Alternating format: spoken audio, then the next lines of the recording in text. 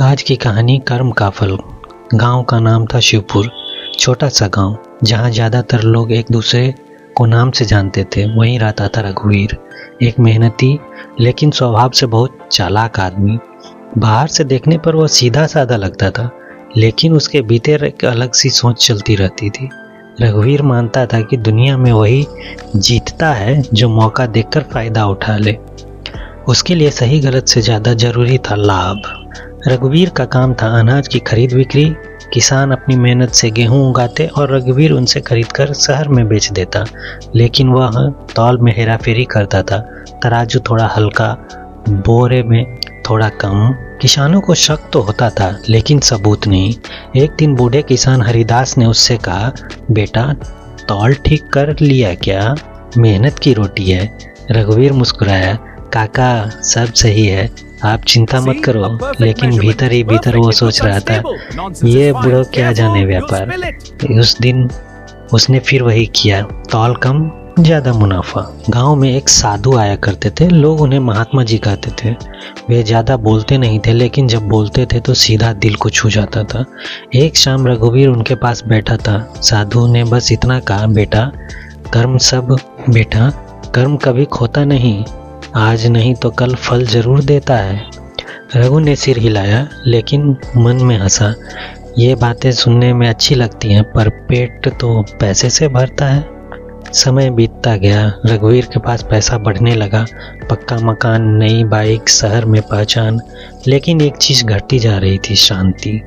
रात को नींद ठीक से नहीं आती। छोटी छोटी बातों पर गुस्सा। मन हमेशा बेचैन। वह सोचता सब कुछ तो है, फिर मन क्यों नहीं भरता। एक साल अकाल पड़ गया, फसल कम हुई। रघुवीर ने मौका देखा। उसने अनाज छुपा कर रखा और दाम बढ़ा दिया। लोग मजबूरी में खरीदते रहे। लेकिन उसी साल उसके पिता बीमार पड़ गए। इलाज महंगा था। पैसा होते हुए भी चिंता बढ़ गई। एक दिन अस्पताल में डॉक्टर ने कहा, इलाज समय पर होता तो हालत बेहतर होती। रघुवीर का दिल बैठ गया। पिता की हाल बिगड़ती गई। रघुवीर पहली ही बार खुद को सवाल करने लगा, क्या ये सब संयोग है? उसे हरिदास काका की बात याद आई। महात्मा जी ने जो शब्द कहे उसे याद आए। रात को उसने सपना देखा, वही किसान, वही कमतौल, वही दुखी चेहरे। नींद खुली तो पसीना बह रहा था। कुछ महीने बाद सरकार की जांच बैठी। तराजू, स्टॉक सब पकड़ा गया।